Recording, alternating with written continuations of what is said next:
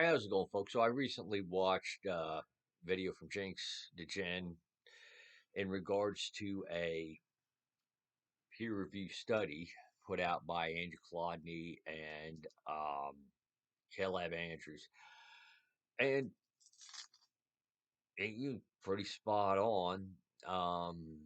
This thing they slapped the label of peer-reviewed study on is junk. I agree with you on that part. There's a few other portions I want to chime in on, but I'll start off on the fact that they did that. Does not surprise me whatsoever.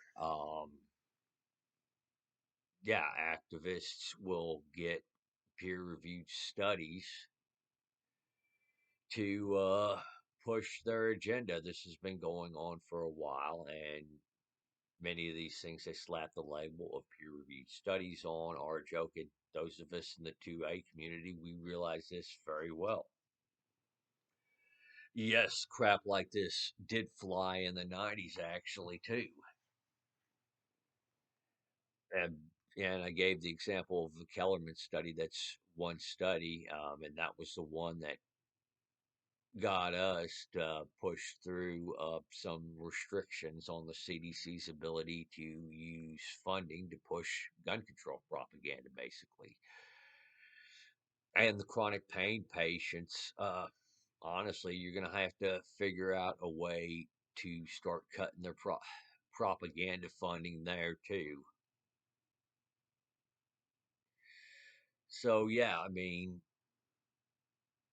I noticed these things happen on other issues aside from firearms. I'm not blind to that. And you pointed out another example to where they've created a fake study that's gotten peer reviewed. It's just on my end. It's appears to me more pronounced on the firearm side of things, but that's because that's something I tend to look into a lot more. Whereas you're probably seeing this quite a bit when it comes to pain medications, because this is something that's important to you, and understandably so. I mean, for those of you who don't know, I've talked to Jinx on his issues, and yes, he most definitely needs pain medication. With what's going on with him, I'm not going to get into the details on it, but suffice to say, this it is something that is necessary. I could not imagine the pain he's in right now. So this is not a joke. So, with that being said, yes, people like Andrew Kolodny and Caleb Andrews are control freaks and they're snakes in the grass and they should not be trusted. This is about them getting their way. This is about them imposing their will on others. And that's really what it is about. And this is why they do this. And again, for those of you who believe that these peer reviewed studies are solid and there's no way junk can get through, you're wrong.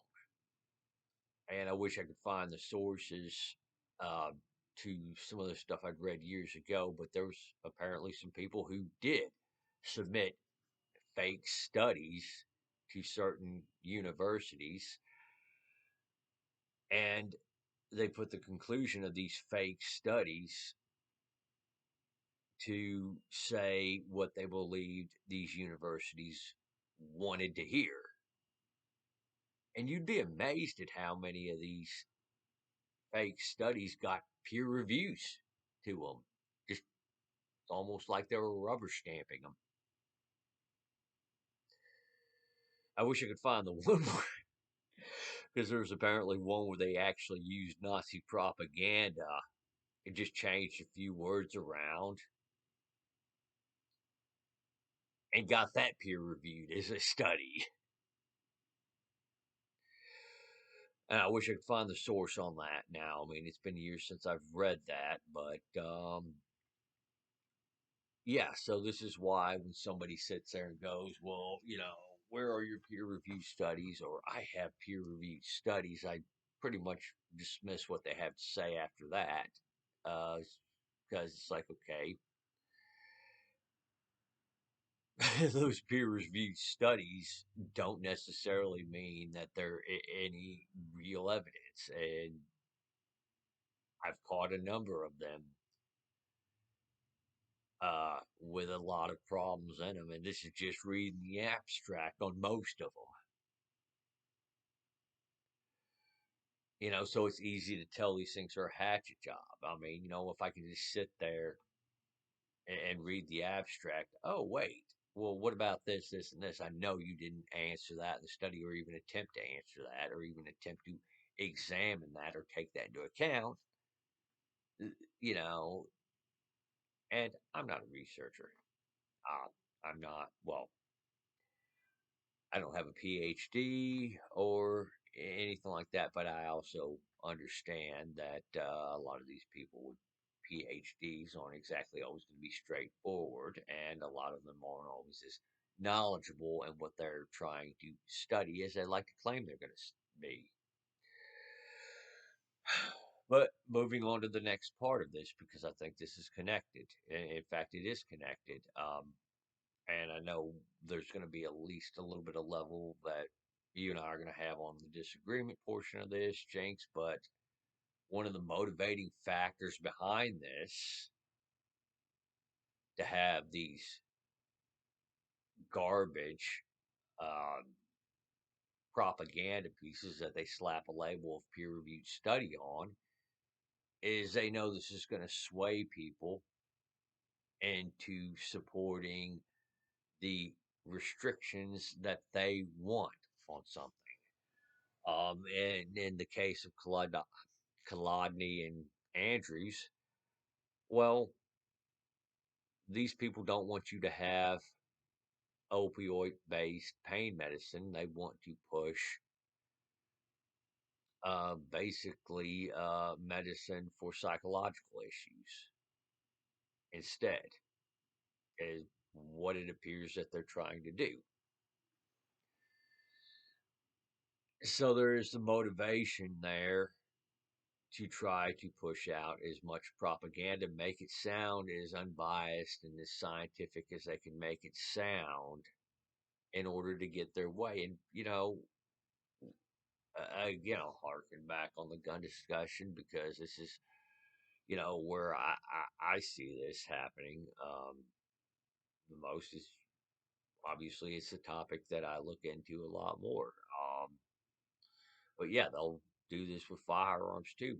And this is because there are a number of people who said we don't care what limitations the Constitution has placed on the government, either directly or by implication, meaning that if you actually read the Constitution the way the founders intended, the government was really only given certain powers, and that's it. They're not supposed to go beyond those powers, but we've allowed that.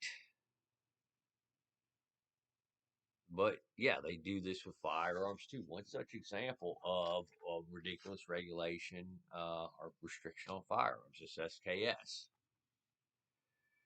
I got matching serial numbers on all the parts, save the bayonet, which you see is not there. Um, the people who pushed that import ban through, well, basically the rule is that if you wanted to be able to import it, you'd have had to take the bayonet off. Um, but basically, they logic is that they're getting these dangerous weapons off the streets. They're trying to save people from gun violence. Yeah, I mean, now can you point to this and say, hey, look, requiring the bayonet to be removed saved any lives? I don't think anybody with a straight face could say that. And I hear you with the medications as well. Yeah, it does often look like, from what's being described here, is that they are having the opposite effect of what they're doing or what they claim they want to do. And I think that's intentional.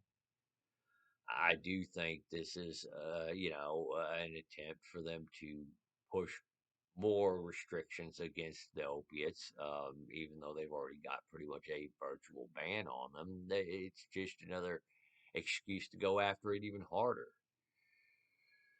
Um, so yeah, I understand that. And I do believe that yes, if we had a more libertarian society and we started saying no, we started actually making the government start stick to the Constitution a little bit more.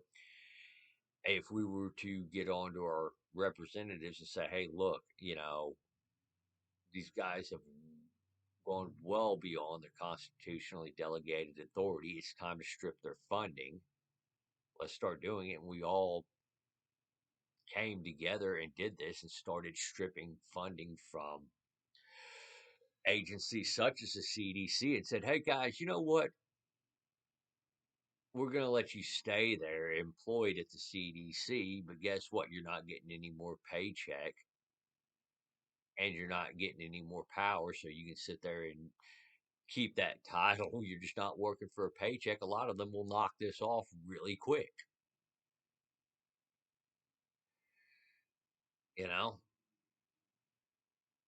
that is the one thing that always gets me about our reps in Congress is, okay, this is a really bad idea. You're a member of the House of Representatives. You have the power to cut the funding. You have the power to put your foot down and say, no, I'm not voting on this bill while it has funding going to that unconstitutional garbage that goes against the interests of my constituents. And yet they don't. So, again, this is something to think about. And I'm going to leave the thoughts right there. And you guys have the comment sections. Let me know what y'all think, but I personally think prioritizing our freedom over imposing our will on others is the best way to go, and it's the best way to achieve a freer and a more desirable society for everyone. Because, one of the things that used to be, at least, one of the bragging rights of the U.S., and I still think it is compared to other countries, we still have a lot more freedom in most respects than all the other countries in the world. But one of the things that made us this gem that we're losing is that ability to be able to live the life like you chose. I mean, as long as you're not violating other people's rights. And we really do need to get back to it. If you're too worried about what somebody else might be doing, in regards to how they medicate themselves or what stuff they own or stuff like that, you're really focused on the wrong thing because at the end of the day, that's not going to make you happy. This is why the gun controllers are never satisfied, is because they think, yeah, if they can just control um, more an activity that they don't like, they'll somehow be happier. They're not. And the same goes for people like Andrew Kolodny and Caleb Andrews. These people are, quite frankly, very hollow individuals.